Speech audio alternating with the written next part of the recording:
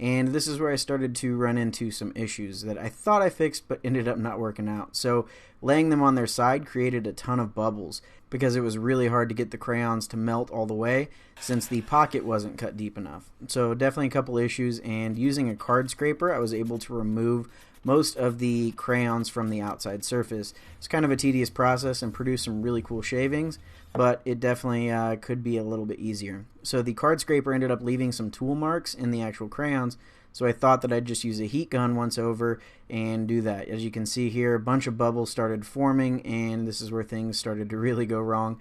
I thought I got it fixed and got everything in place and used some Total Boat tabletop epoxy over the top. And as you can see here, it's full of bubbles, which means that I didn't have the right temperature. Using a torch and a heat gun, I was able to get most of the bubbles out, but the crayons actually ended up creating their own bubbles from all of the bubbles that were underneath. So